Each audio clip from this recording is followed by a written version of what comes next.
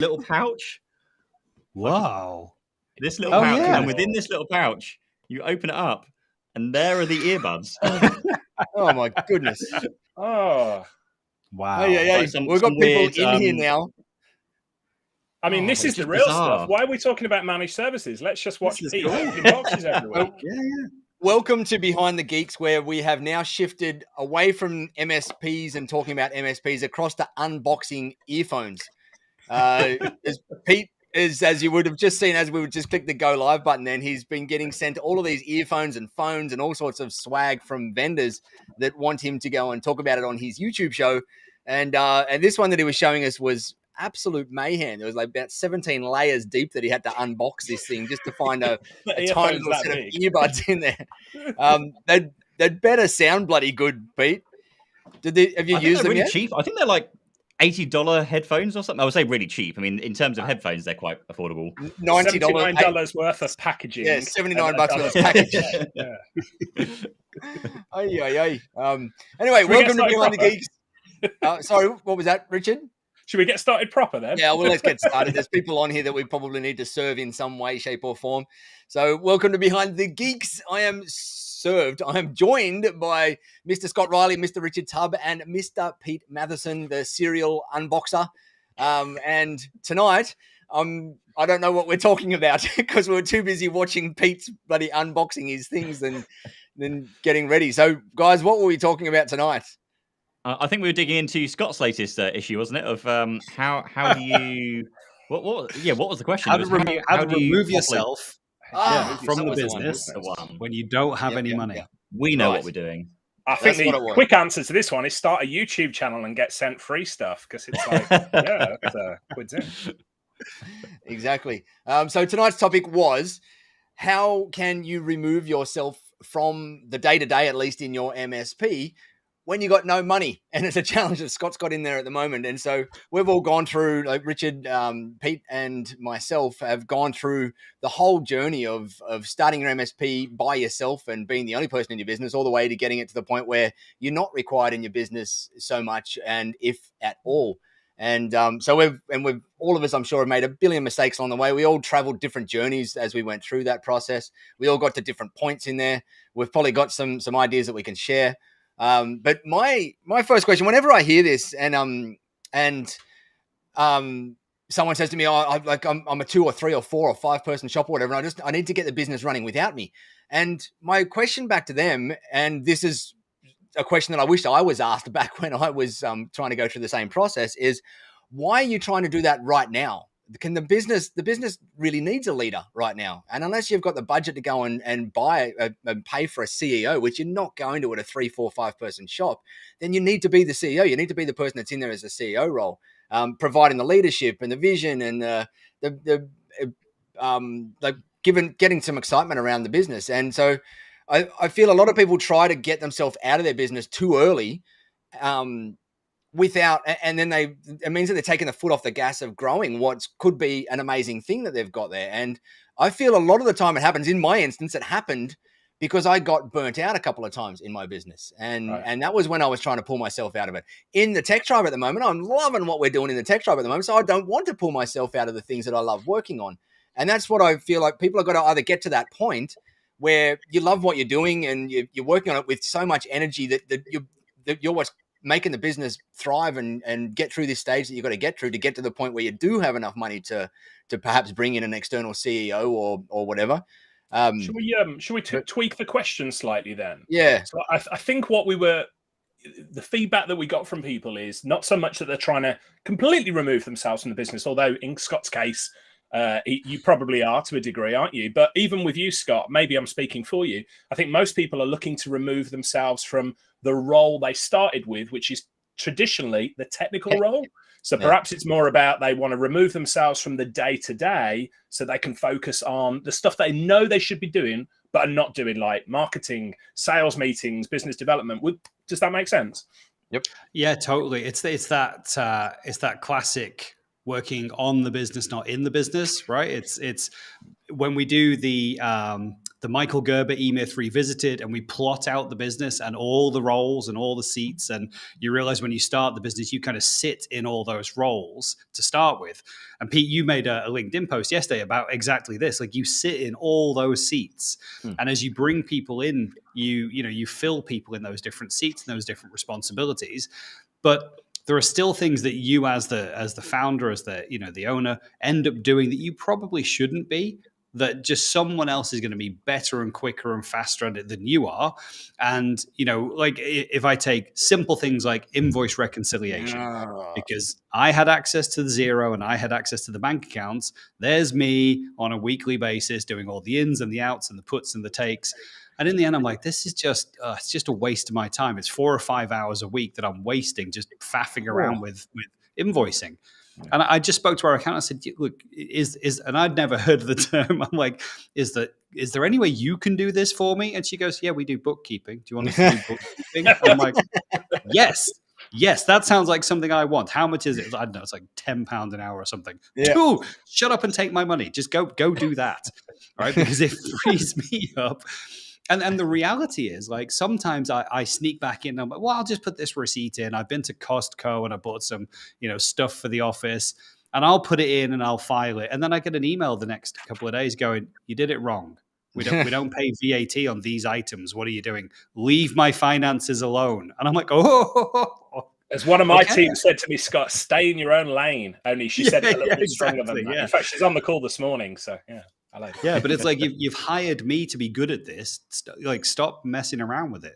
And I think that's what I was thinking when I was thinking of this topic. Is it's how do you kind of extract yourself from day-to-day ops so that you can focus on, like you said, Nigel, the stuff that you really enjoy, but also the stuff that's really gonna, turn the needle for the business. It's really gonna, keep it moving and keep everyone enthusiastic about what we're doing. I think the stuff that I focused on specifically around that, I guess, is spend the time up front to automate as much as you can do. So, like, from the point, yes, you've handed it over, but we'd look at Receipt Bank or Dext and those kind of tools to do as much as you can so that you fire an invoice in and the invoice ends up in there automatically anyway. And then it ends up in your Xero in a stage where it just needs to click, the green, reconcile button. And that's kind of it. It's already in the right supplier. The amounts are all there and everything. And then I guess in terms of actually, like, and then once you've handed it over, there was this thing I picked up from, I think it was the Entrepreneur Circle, of the 90 minutes, like, do your 90 minutes every day. So the whole working on the business and in the business. And I did this from very, very early days with running my business, of the first 90 minutes in your day, even like come into work an hour earlier. So, I come in from 8:30 to 9:30. It doesn't sound like it's too early, but 8:30 to 9:30, or sorry, 8 to 9:30 for 90 minutes. That would be my door is closed, my email's off, my phone's off. I'm working on the business, on things that will push it forward, whether that's going to be creating new products or working on lead gen material or just something that's pushing things forward and taking us in that right direction. And then after that, then you get into the day-to-day and down in the weeds and doing all the kind of, the day-to-day kind of grinding stuff.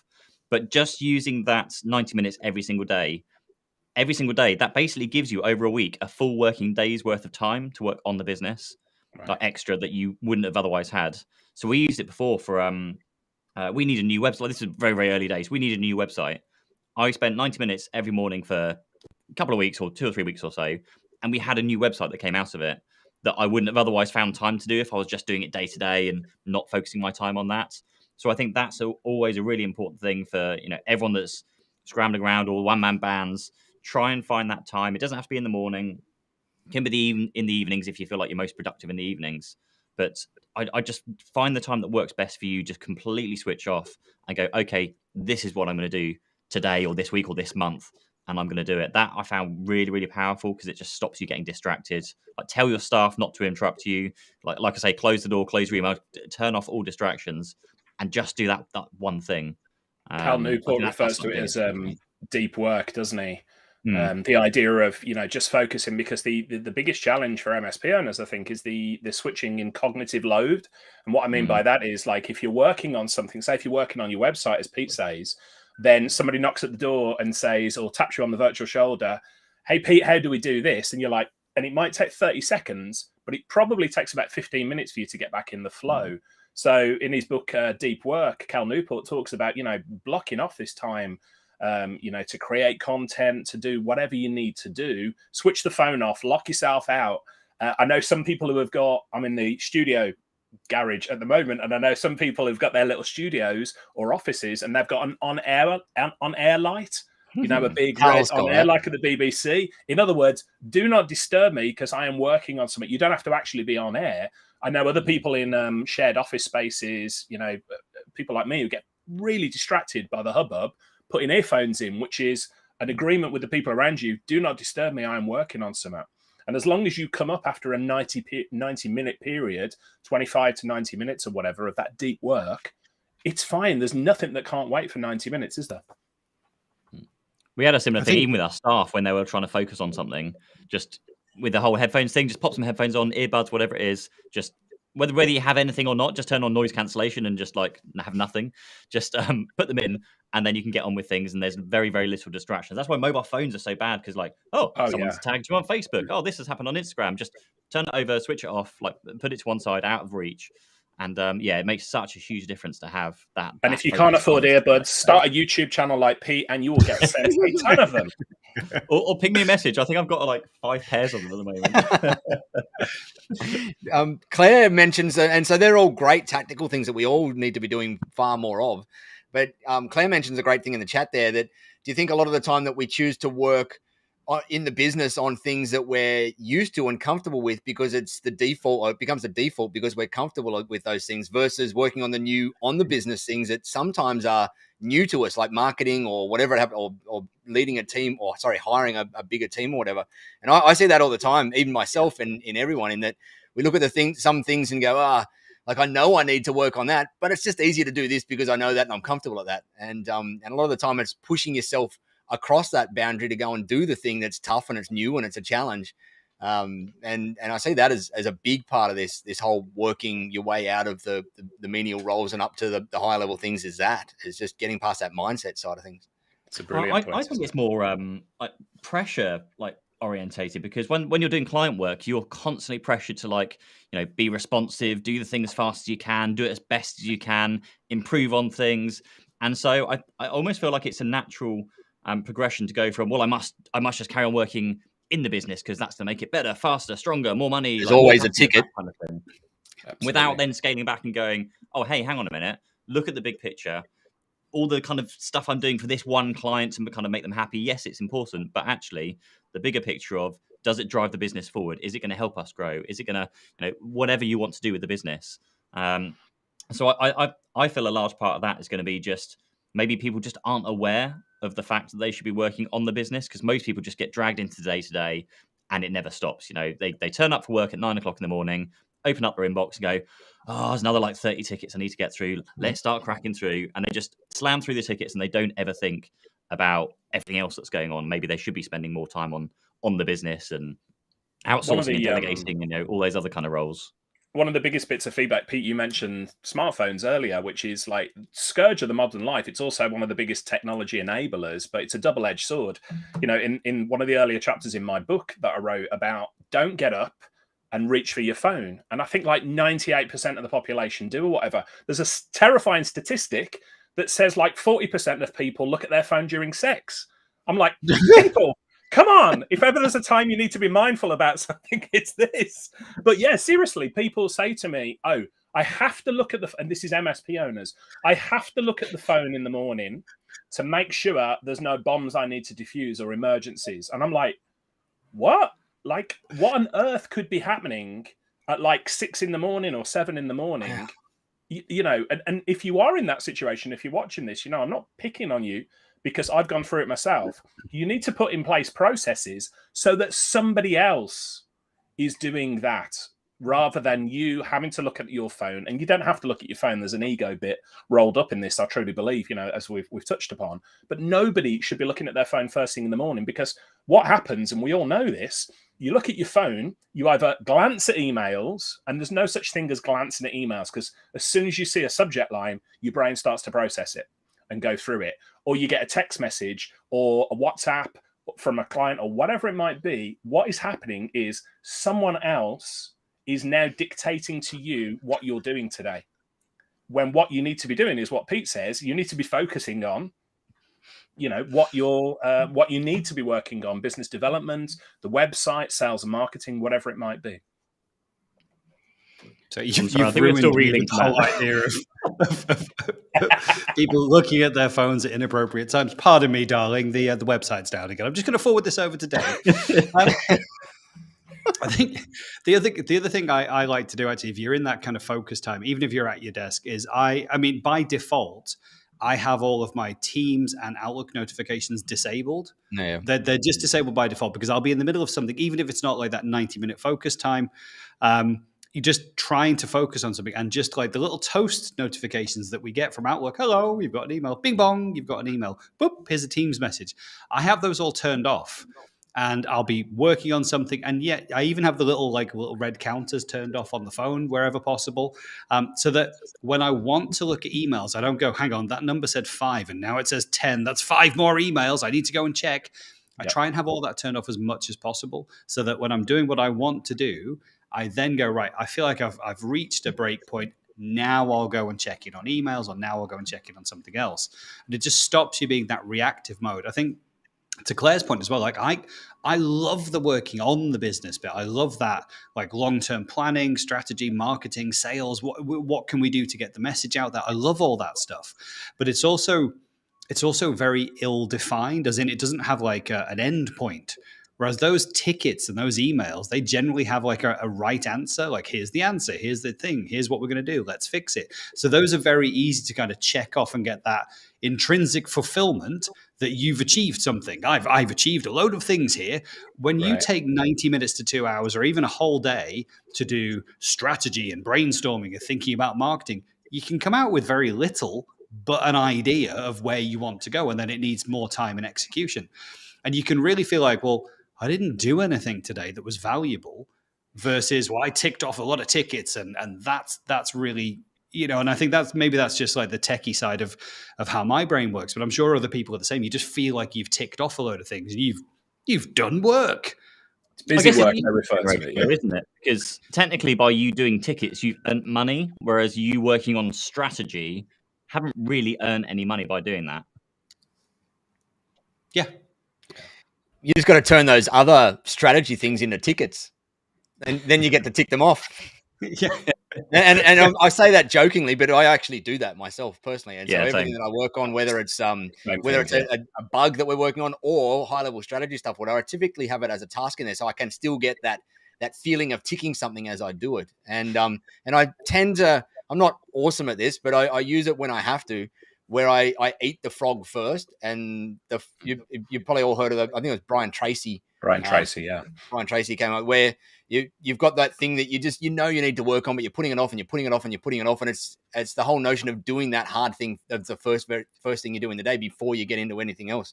And I've used that for many, many, many, many years incredibly well from time to time. I don't do it every day. I'm not perfect at it every day, but it certainly helps me get through those things that are the things that typically I need to work on, that aren't the day-to-day. They're the if you look at that, what's Stephen Covey's quadrant, isn't it? The four, the important and urgent and those things. And it's typically the important things, but not the urgent things that you have in that frog category as well. And getting them done, to me, first thing in the morning, is by far one of the best strategies I've ever had in my productivity. And then the rest of the day flows and feels so much easier when you get a frog eaten first thing in the day. Yeah. Let's touch upon something.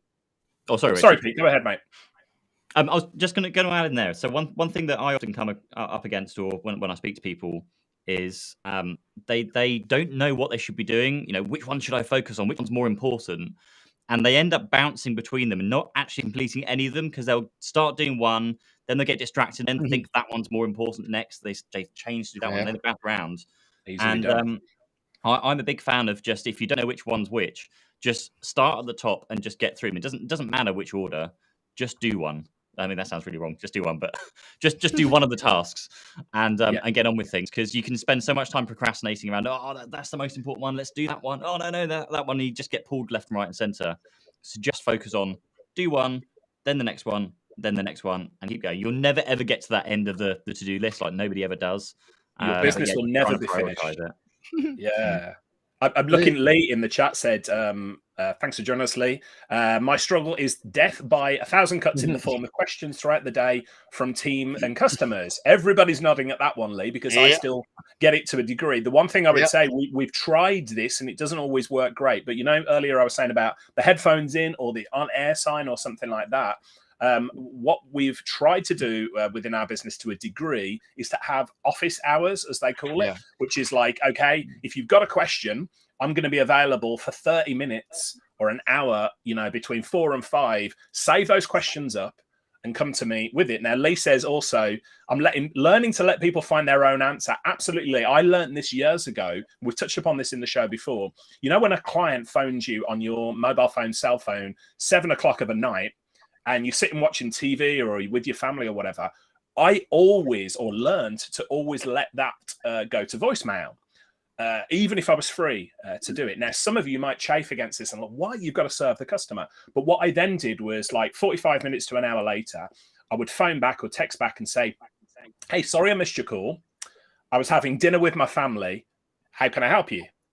And they nearly always, like 99 out of 100 times, get back and say, oh, don't worry, I've found the solution myself.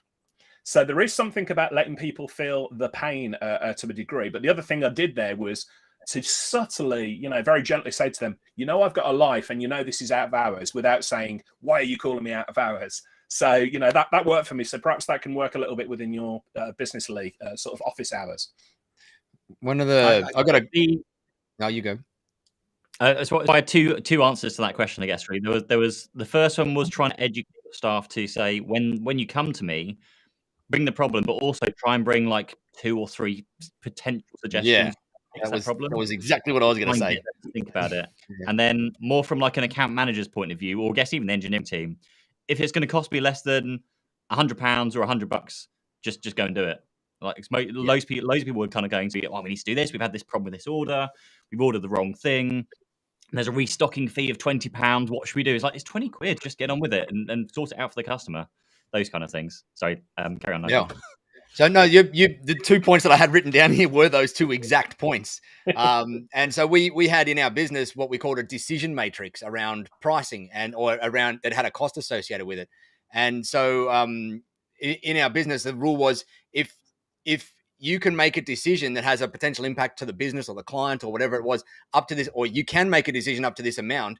If it's over that amount, then I think we've posted this inside the Tech Tribe as a resource. We have, yeah.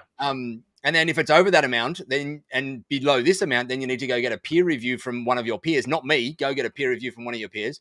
If it's then over that amount, then you need to go get approval from the service manager. If it's over a next amount, then the service manager needs to get approval by me. And that meant the decisions didn't come to me until they were like $5,000 per decision.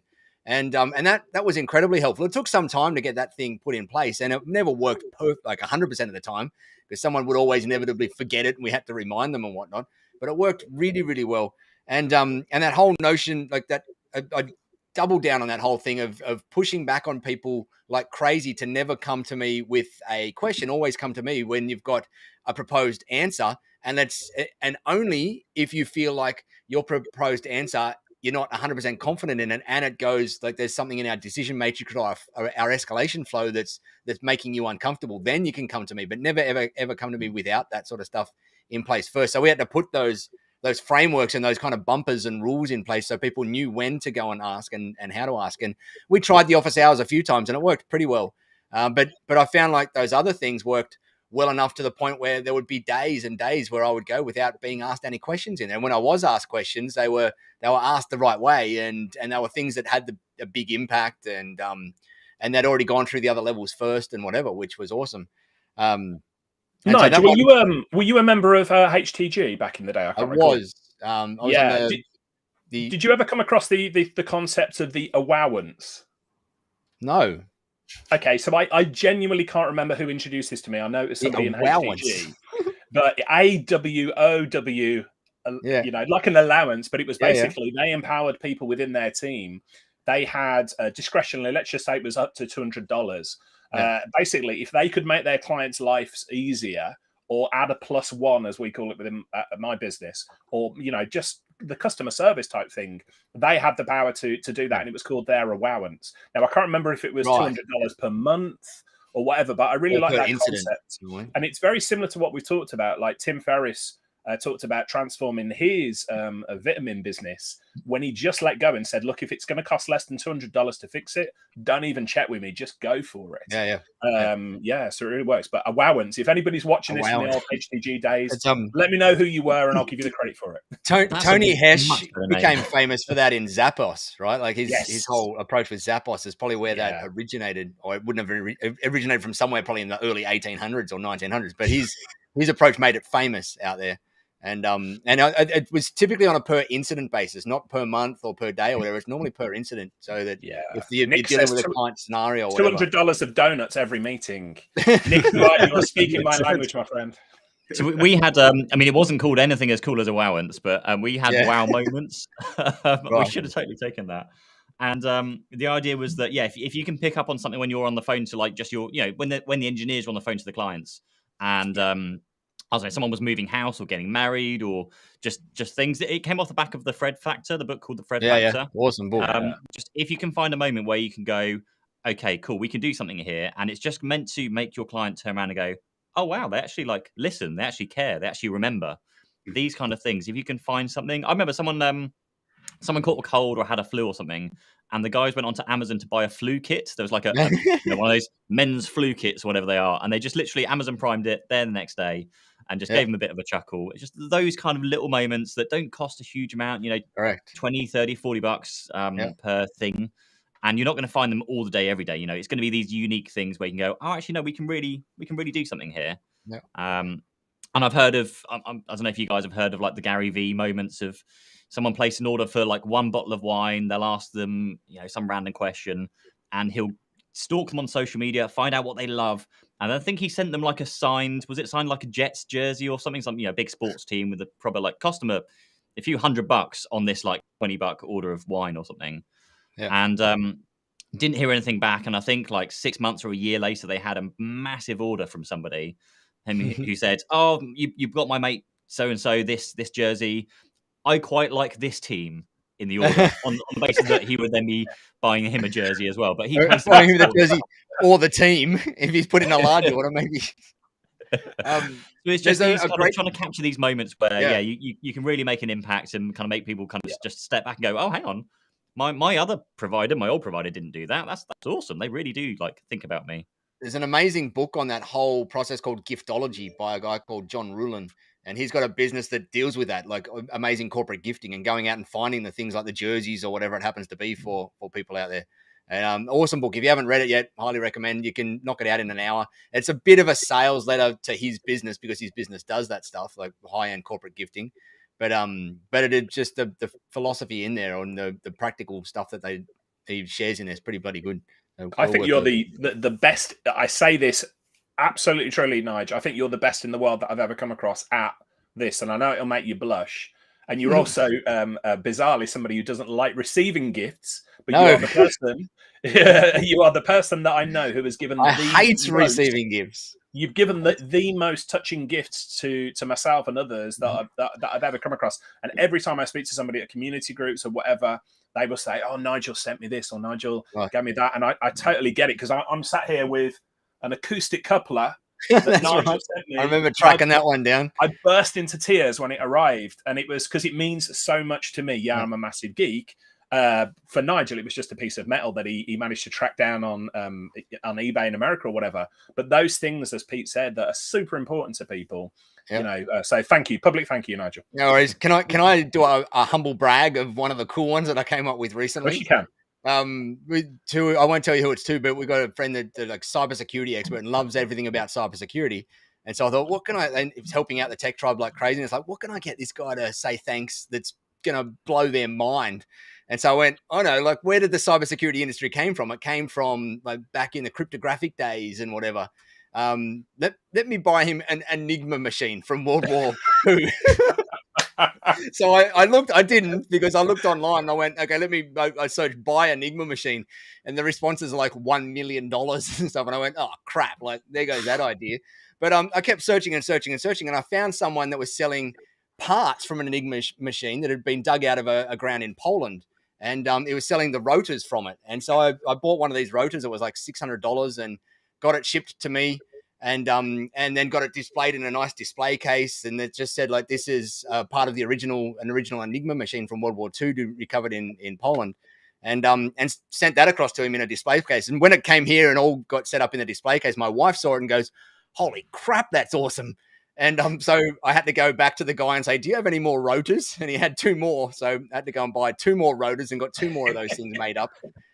We've got one downstairs, and I gave one to someone else as well in the cybersecurity space, just as a thank you for all that they do. And I knew that they geek out on that kind of stuff, and it was kind of cool. There's no limit to the amazing different things you can buy for someone. And that's like, you've probably heard of the terms love languages, and people have got different love languages. Some love receiving gifts. I love giving gifts. Like, I love just coming up with cool things and just showing people appreciation and coming up with cool, funky ideas. And it does go a long way. We spend thousands and thousands and thousands, or probably tens of thousands each year on just showing appreciation to people when they help us out in some way, shape, or form. And I'm sure, we don't track it, but I'm sure it comes back in who knows what, 10x in different things. So yeah, and loyalty.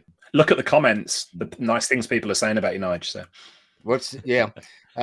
Jorgensen says, "I like Nigel because he'll go out of his way to make things right, even if it's a small issue. That's important in this industry." And again, humble brag, we do that. We're very intentional behind that on our help desk, in that when we stuff up, like, our back end of our Tech Tribe portal system is highly complicated, and there's lots of moving parts, and we break things semi-regularly in there by doing things that double bill people or do something. And when we do that, we don't just fix it and say, "Here's your refund." We'll go out, we make sure that we go and gift these people something to say, "Hey, look, we're so sorry that this happened. Like, we were trying our hardest to make it not happen, but it did. We're humans. Here's a little, we've given you a, whatever it is, it's never a gift voucher. It's always something that makes sense, like a nice book or something or whatever, just to apologize and do it." And I think just little token things like that, like you said, Pete, they're tiny little things, but they just go to create a wow factor. And that's an SOP for us to do that stuff. We do it as part of our, like, it's not a formal written SOP. We just do it because it's the culture of the business. We do it on every single time we break something or hurt someone or annoy someone or whatever. We try and go out of our way to make them feel like we're sorry. Essentially, that's probably the word I'm looking for. Right. Someone, what's this? Let's play. I'm just looking at our private chat here, and I don't get this one. Scott says, "Let's play Thermo-Global Nuclear War." Let's see who gets that reference out there. Who would like a nice game? Who would prefer a nice game of chess to Thermo-Global Nuclear War? We'll put that one out there. Let us know in the chat if you know what on earth we're talking about and acoustic couplers.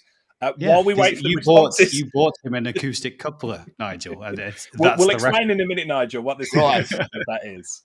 Right. But I want to see who in the IT industry. See if anybody else knows the reference. I wanted to talk about something, getting back to the topic of when you don't have any money within the business. Everybody has alluded to this. Scott has mentioned this earlier with his bookkeeping. When he looked at it and he was like, okay, it's going to cost me £10 an hour or whatever to get my bookkeeping done. Scott, I'm going to take a guess. Your consulting time is worth significantly more than £10 an hour, isn't it? Oh, a little bit, yeah, a little bit. So I think the point I would make here is, when you don't have any money, sometimes you've got to look at it and say, right, I'm going to invest the money in working with somebody. And we've talked about virtual assistants, admin assistants, outsourcing, those type of things. What would it look like if you invested the time and the money in getting somebody else on board and understanding that it frees up your time to go and either bill yourself at X amount, $100 per hour, or work on the business, which generates thousands or tens of thousands worth of revenue every day. So sometimes it's about the investment. We've talked about this a number of times, realizing that your time is really valuable. And I think MSP owners can sometimes get wrapped up in, oh, I'm the only one who can do this. That's not the case at all, in my opinion. But it's just, one thing that... Okay, Scott. Cool. That's fine. I was going to say, the thing is, you often look at those things and go, oh, man, there's so much admin that's taking up my time, and I need to hand over that admin. I need someone to do the admin. And the traditional way of doing that is to go, well, let's go and hire an admin person. Okay. And in the UK, like, the minimum salary might be, I don't know, £17,000 a year. So you're like, okay, well, that's, if I don't have a lot of money, that's an extra person that I need to bring in. Maybe that's full-time. Maybe I can bring someone in part-time. But then when I look at something like our bookkeeping, like I just had the invoice 2 days ago, and it's £145 this month is how much the bookkeeping has cost. Okay, I haven't had to look at the books. I haven't had to touch them. They're all in perfect order. It's £145. And that is literally, it's like 4 hours every week of my time just freed up. Well, that's a heck of a lot more valuable for me to have those 2 days, 2 working days back for £145. And they are better, faster, smarter at it than I am. And so I look at that with all the other things and go, right, where can I get someone to help with this? We have a HR manager who does everything we need for HR. And I'll be honest, we don't really need it that often, but when we need it, we need it. If we need policies or processes, or there's been a regulatory change thanks to the government, we pay £200 a month for a complete outsourced HR service. It comes with all of our, staff handbooks, contracts of employment, contracts for, if we get temporary workers or if we bring in apprentices, all of that stuff's covered. If we have any litigation or issues or problems, it actually includes an insurance policy for all of those kinds of things. Everything in there is covered for good leavers, bad leavers. We have everything covered. I don't have to think about HR. I couldn't possibly get a HR person or someone as skilled as this service that we get from that business for £200 a month, $2,500 a year. It's money that I look at and go, it's money well spent. We probably don't use it once in 6 months, but when we do use it, it's completely valuable. And we could never have a person in the business that is that good. So I just look around at all those different factors, all those seats on that org chart and go, right, we have people in there and it's costing us a fraction of what it would cost either for me to do it and get it wrong and the penalty of getting it wrong and how much it would cost in cash there, or to hire someone in, even if it was just an admin person, to try and half do those roles, but not as well as these individual specialists. And again, our whole thing is we go to businesses and say, hey, outsource your IT service to us because we are fantastic at it. And actually, it's probably better, faster, cheaper than you trying to hire a team to do this yourself. Well, duh, that's exactly what we need to do when it's stuff outside of our skill set, when it's legal and finance and, all that stuff. That's where we should go and outsource. And that's how, as that kind of, founder, owner, manager role for me, I'm trying to just keep dwindling away the things that I do. And I was chatting to Richard yesterday, and I think I said I have 2 jobs left that I haven't given to someone else. And both of them kind of involve having access to the bank account. And that's it. Once that's gone, I don't have any operational things that I need to do. My focus is chatting to customers and prospects and sales and marketing focus and running the business, leading the team, keeping everyone enthused and in charge and, keeping us all happy, looking after everyone. That's my mission. So yeah, that's what I'm trying to get going here. Just to jump in on that bank account access thing, because I've come up against that actually on my new business as well as people I've been coaching. In with the modern digital banks like Starling and Monzo and those kind of things, there's not the ability to give access to anybody that's not on the books on part of the company. Whereas I know with NatWest that we used to have, with Lloyds Bank here in the UK, you can essentially create user accounts. You can create a user account, give them permissions, and you can then say, okay, they can schedule payments, but I need to approve them. Or actually, if you just want to completely hand over access, they can do everything, but they don't have a bank card. They don't have signatory, signatures on the account, those kind of things. Just in case people aren't aware of those kind of things exist, because most people I find are going towards Starling and the newer digital banks that don't yet have those kind of features in them. There are third-party tools, not to jump too much into the weeds here, Pete, but I know Xero, for instance, I think that it's called Xero Pay or something like that, where you could delegate the ability for somebody else to say, yeah, pay this, and this bill, and it will automatically connect to Starling and go and do it for you. It's not quite the same as having access to the bank account, but that might be one that's worth looking into. So I'm going to have a look at that now. Googling that. Thank you, Richard. This show every single week for anybody watching this live and thinking, what, they know all this stuff. We regularly say something and then the others are like, oh, I've never heard of that, and go and do it. So we get as much out of this show as hopefully everybody watching does. It goes with Wise. Okay, that makes sense. That's awesome. Great. Good I was going to throw in a couple of things there as well. So on I wrote some notes down. Recurring revenue. So yeah, in terms of I don't have enough money to do things. How do I pay for stuff? The biggest thing I think we had was, and most people ask me how did you grow your business? Recurring revenue was the biggest thing. You take on a few new clients that are paying monthly for whatever services are. then you can hire some staff, then you take on some more clients, then you hire some staff, and it's literally just rinse and repeat. So I think that's worth kind of pointing out for those that are maybe doing a bit more ad hoc work. Maybe Scott, because yours is very project focused as well. I know you're building the kind of subscription based thing you've got as well. But yeah, certainly when it's ad hoc, it feels a lot more dangerous to outsource and hire because that income could disappear tomorrow because it's just a project. And what if the project doesn't come through? And every MSP has that kind of, and we had it too, as you've got that kind of base level of where your recurrings are kind of coming up to. And then for us, we're always trying to get that to be our, cover our operating expenses. So we know we're safe. That meets things. I don't think we quite got there, but we were always well above it once you add on the kind of professional services on top of that. And so we just had to try and guess of like, well, that's what normally happens in our kind of professional services and ad hoc work. So I think we can afford somebody on the basis that doesn't go away. But it feels very, very bad to do that because you just think that, that literally you could just go through the process of no quotes get accepted that month you get no work. And now you've made a loss because you haven't got that professional services kind of top up that you always had.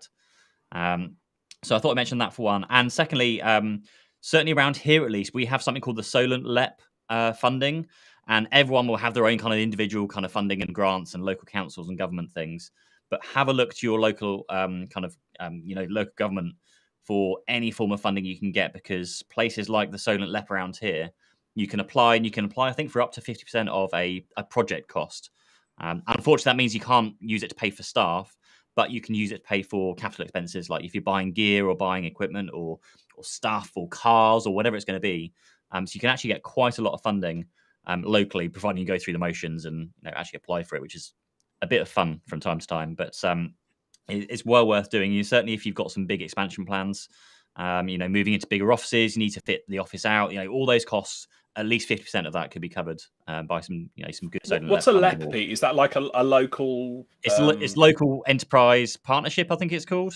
Got it. So it would have been like Business Link or back in the day. Everybody's got one in their part of the world, though, haven't they? So whatever it might be called, but the LEP would be the local business development agency. So correct. Yeah, and those things pop up, and they get funding rounds. So they might not have any now, but they might have some in 6 months' time or 12 months' time. It's always worth just like registering with them. And just subscribing to their newsletter or what have you, and just stay on top of things just in case do come through. Yeah, definitely. Lee was saying here, and I think this probably rings true for all of you guys as well. It certainly did for me. Is up until recently, because he's in a really good spot in his business at the moment because he's been putting in the hard work for some time. But previously, up until then, he was never able to financially afford a new role when he hired them. However, the business could not afford to not have them, and they always ended up making money. And I think that I don't know whether there's some sort of unwritten universal law that just comes into play here, that it just works out every time. You go and hire the person that you can't afford, and it either subconsciously kicks you into gear to make different decisions or better decisions in there. But I've never been in a situation where I've been scared of making a hire. I've made the hire and it's backfired on me. It's always turned out good when I've been scared of going and hiring someone, because it just, as I said, it kind of forces you. It's a forcing function on making good decisions around the other stuff that you work on, so that you end up getting the money in then. Pete talked about it a bit last week, I think, didn't you? Or was it the week before, where you took a leap and sort of hired somebody? And then I don't know if you agree with this or not, Nigel, but like that old chestnut of like limitations breed innovation. So if you make yourself artificially, like instead of we want to sign 3 new clients, if you then take on the cost of a new employee, we have to sign 3 new clients, is a completely different kettle of fish. Yep. And you're forced forward. So going back to what we were saying earlier about productivity, and people in the chat, I noticed people talking about, well, I procrastinate about this, or don't do this, or don't do the other. That whole thing that Pete was saying about setting 90 minutes, I'm the world's biggest procrastinator. I set a 25-minute, what I call a Pomodoro. I'll put some music on, 25 minutes. I have to get the task finished in 25 minutes, and that limitation just breeds the desire, the urgency to actually get the work done. So there's that old adage, isn't there? The work will expand to fill the time available. You can get that to work for you if you cram it down and say there isn't that much time. You get the work done, and I've worked a 4-day week for many, many years now, and that works to that effect. So how much of your work, like on a typical week, would you say that you use Pomodoros 50% of the working hours, 80%, 20%? Yeah. Like how much of your week do you? It's a great you question work for anybody on who's not familiar with what Pomodoro is. Yeah, it's that little Italian tomato. That's where it comes from, but it means slice of tomato. So you can actually get Pomodoro timers, which are a little tomato that sit on your desk and you set them for 25 minutes or whatever. The whole point is, and answer to your question, Nigel, when I'm on a good day, I use Pomodoros for virtually everything. the whole And I day? have 2 Pomodoros. No, I have 3 Pomodoros. I have a 25-minute one, which is usually for admin and small writing tasks. A 50-minute Pomodoro, where like I'm doing something a little bit deeper, and then the one I'm starting to add is the 90-minute Pomodoro, which is where I work on the deep work that you and I have talked about.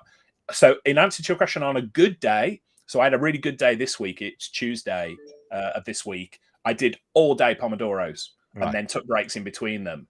And I got a ton done. The Wednesday, not so much. So it's still a work in progress for me. Do you force yourself to take the breaks even if you're in flow in those things? No, not if I'm in flow, like with writing and stuff. But if I'm doing admin or whatever, there's always one more email to answer or one more whatever to do. There is. So I force myself to take the break at that point and go, right, get up, stretch, move around. Because it's so easy to just sit there and keep doing stuff. There's never ending. Your business is never finished, is it? So. Going back to that moment of like hiring someone before you can afford them, technically, the same also I find applies if you kind of want to reward yourself, like have a holiday, like book Disneyland. Yes, book Disneyland, pay the deposit, which is like 50 quid or something. It's going to be like something very, very small. Tell your friends, tell your family, tell your staff you're going to go on holiday. Now you really need to do some work to actually pay for the holiday, even though you can't afford it yet. Yep. So I find those kind of things can be really, really good to just push you to do the work you need to do. Oh, yeah. Yep, 100%. Lee asks, are we back to sex now? I think that was when we were talking about the 25 minutes there. But no, Lee, what I would say to this, 90 minutes. David Allen from GTD says, if you can get it done in 2 minutes or less, just do it right now. There you go. That's Pomodoros in 60 seconds. 60-second Pomodoros. We are good. And Pete, so back to you. There was a point I wanted to add on to your one where you say, like, if you go and book the Disneyland trip in or whatever, and it then forces you to go and make the money, but it also forces you to go and focus on all the tasks in the business that require you still, and it makes you prioritize on them to go and get yourself out of them a whole lot more. And I remember going on my first trip overseas when I had my MSP. I imported a French girl out here and now married to her, where she wanted to go back home. And I'd never left Australia before, apart from a couple of conferences that were more work than anything else. And it was like, what, can I go on like a couple of week trip out of the country on a holiday from my MSP? And so we booked this thing in, and we probably booked it 2 to 3 months in advance. But I completely changed the way I worked in that 2 to 3 months leading up to it. I focused very heavily on just getting everything off my plate that needed to happen in all the day-to-day stuff. And that was accounting stuff and admin stuff and ticket stuff and account management stuff and everything as well. And that became that forcing function for me, which was awesome. And then over the years, we ended up doing a number of 4 and 5 week holidays overseas. And before each one, I would be in this role. It kind of just pushed me into this role of just getting so much amazing stuff built and SOPs created and tasks delegated and admin assistants hired and all sorts of things in there. So if you're struggling, maybe Scott, it's time to just go and book in a holiday, go and come to Australia for 5 weeks and say you're not going to be working on the business. And then that'll force you to get rid of some of these other laggards that might be on the plate. I think, is it Mike McAllowitt's book? It's not Pumpkin Plan, is it? Where they're talking about this next, is it? Possibly, yeah, that might be the one. And actually, it relates to what we've been talking about, and also relates to taking time off from the business and getting your staff to not ask you questions, because it just goes through the whole process of book a day's holiday, book a week's holiday, then 2 weeks, then a month, then like 4 months, and basically you keep booking holidays. You come back and revisit and go, okay, what broke, what didn't work, what were you waiting on me for? Let's fix that and figure out how we can automate that, or figure a way around it, and take another one and make it longer. And get to the stage where you can technically have 6 months off without your business noticing and your clients noticing. Yep. That's the ultimate. Everything's got a season though that I find in business, and that's the ultimate is doing it that way. But I think there's also, you got to be cognizant of the seasons that we are in a business, and sometimes we're in a building phase of our business, and you just don't want to take time off in that building phase. You just want to get in, and that's what I was saying before. You just want to get in and do whatever you can to get through this particular season, whether it's because you've got a load of opportunity that's untapped, or whether it's because you want to get a few things knocked out or whatever. I think doing that in conjunction with knowing the season that you're at in your business is a super awesome way to go through that process. I think most startups just have that season for the first 5 years of business, and they don't take it off for years. It's like a 5-year season, exactly. It is. But each business you start gets faster through that season. I've found. Forgive me for speaking over. I was going to say Theo asked a really interesting question in the chat. He said, which roles that is, do you employ as opposed to outsource to? He says outsourcing is so much more affordable. I'm intrigued what people would say about that. Scott, you and I, we were doing a podcast interview. We were like scheduled for 50 minutes and ended up going like 2 hours, didn't we, yesterday, talking about this very subject. But you were saying about some things that outsourcing doesn't do as well, and you sort of are keeping internally to a degree. Yeah. So, my simple answer is, outsource to wherever it's best served and most financially efficient for your business. And those can be two different things. You can outsource and you're making tons and tons of margin on a product or service, but it's absolutely dog awful and the customers hate it, and you're just printing money on the margin, but it won't last long. There's no lifetime value in it because the customers hate it. Or you can outsource to the people who are the best and brightest and maybe make slightly less margin, but you're still making margin for not doing anything. And that's how I look at, if I think about the guys we use over at Uptime for our IT managed service solution, they do a fantastic job, and we mark it up and sell it through as part of our good, better, best packages. We don't have to think about it.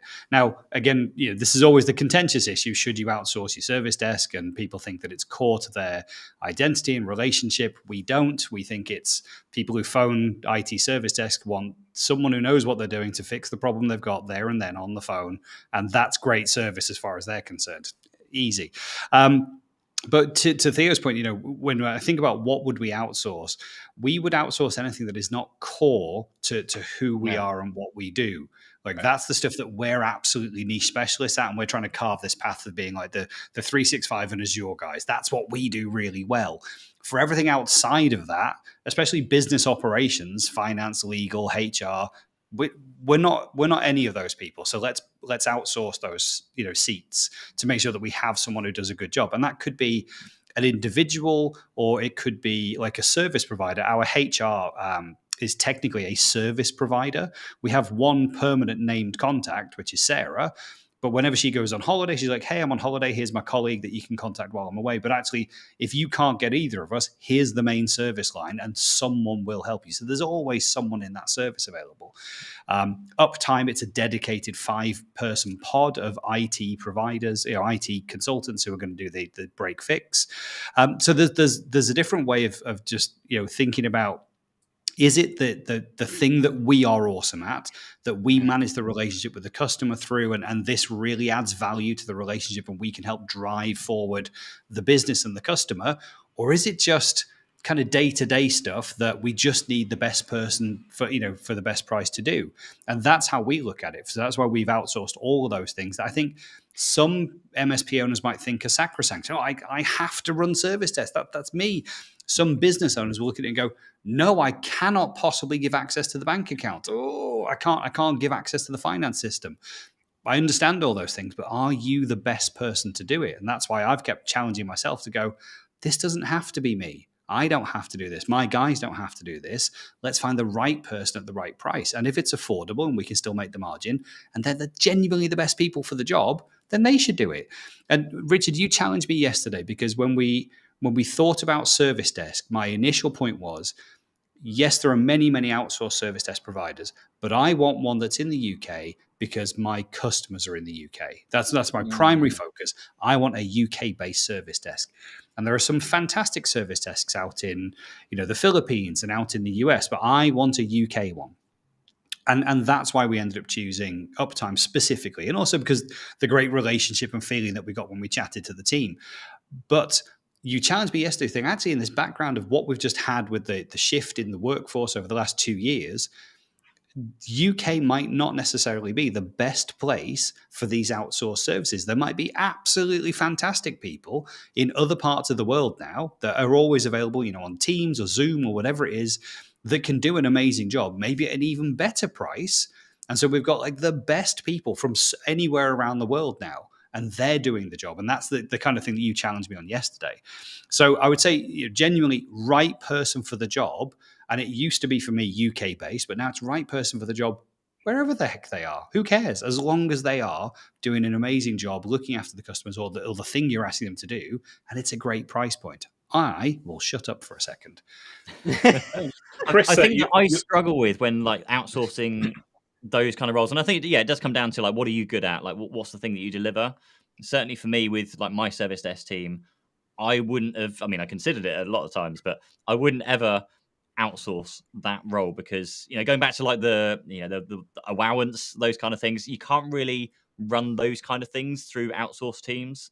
I guess it's personality. I feel like you just lose some of the personality if you start outsourcing, if they're customer facing. Yes, things like accounts can be outsourced, but I always again thought the bookkeeping and the chasing and those kind of things, you can still have your own kind of bit of personal spin on it and a bit of personality that you can have a bit of fun with it. I think that's the main thing. You can have some fun if you're doing it internally. Whereas if you just give it to somebody else, they're there to do a job and they're going to do it as efficiently as possible. Maybe not with that like personality kind of spin on it. That was my other thought on terms of outsourcing. Oh, I think you're right. I think picking those outsourced people is hugely important. And again, when we did service desk, it was very much around they feel like us. They we get on really well. We have a great rapport. I love the way their business runs. I love the people that are there. And we've just got this great feeling that if they're going to answer the phone as Cloud Nexus, it's going to feel like Cloud Nexus. That was one of the other big things as well, was just that relationship thing. It's going to feel like us. And you're right, Pete. It's really important. Otherwise, you can just be seen as, giving it to a fractional person who's doing a bit of stuff just because, we've got a bit of work for them. And it's not interesting. They're not part of the team. So I still think there's a big difference between just kind of getting a fractional person, getting someone who actually feels like part of the business and genuinely, I'd say for everybody apart from the HR, I think everyone feels like, that's our finance person, that's our service desk. It feels like us. That's been, a great experience that we've had with outsourcing. Nice. Cool. I'm just posting a note in here for the Richard asked to post a video of the War Games thing, and I think it was Lee who mentioned War Games first. Back if I scroll a little bit further up. Who else answered that? I think Chris at Jorgensen IT gets the acoustic coupler reference and thermonuclear global war. And how about a nice game of chess? We're going to send Nigel to look at the video clip afterwards so he can understand the significance of the acoustic coupler and what he sent to me. I have seen War Games. Is it from War Games, is it? Yeah, yes. With Matthew Broderick in 1980s. But in the 90s. And my memory, you saw it 10 years after it was released. You need to go back and view it again. Well, I couldn't see it when it was released. I was 3 years old. I wouldn't have bloody had a clue what was going on. It came out in, what was it, 1983, I think it came 83, out. Yeah, I just had a look here, 83. So I was 3 years old. I would have watched it sometime in the 90s. I do remember seeing it. I have no recollection of what was in it, though, and I've heard of it talked about many times since then, so I'm going to add it to the list and go and watch it again. If you are working in cybersecurity and you've not seen War Games, go and check it out. Hackers was my favorite movie from back then. Yeah, that was awesome. the one that kicked my... I still listen to that one song from Hackers, or there's one song from Hackers. Every time I'm on a plane, I always listen to that one song. And, it's Opus 3, It's a Fine Day. No, that's close. Halcyon and On by Orbital. Oh, yes. Yeah. And it's when he's sitting on the plane with his headphones on, going along. And every time I take off on a plane, it's kind of my ritual that I'll put that song on. I've had it for years. It's a crazy little ritual, but I love that movie. The old young, what's her name? Jennifer, not Jennifer. Brad Pitt's ex-wife.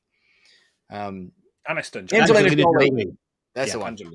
And Johnny, but anyway, we should probably wrap up. Thank you, Pete. You're the wrap-up man. You can kick us all into gear. Thank you very much. Yeah, thanks as always for joining us, everybody. Thanks for all the questions in the chat. It's been really good to see you there as well. Make sure you subscribe down below. Oh, there's a link. Yep. Okay, cool. Yeah, make sure you subscribe down below. That's the link in the bottom corner. Make sure you're on the YouTube channel. We're trying to make sure the YouTube channel grows. And I know we're on LinkedIn and a few other places. But if you can go to YouTube and subscribe, find us on your favorite podcast platforms, Stitcher, Spotify, iTunes, all of the usual things. And we'll be here at this same time, same place, possibly. Maybe. We're trying to figure out time zone difficulty still. We have been for like a month, but we'll figure it out. So yeah, same time, same place, potentially next week. Cool. Cheers. Awesome. Thank you, everyone. Thank you, everyone in the chat as well, as always. It's been fun. A bunch of great questions and comments in there. Speak to you all later. How about a nice game of chess? I'm going to go watch that thing now.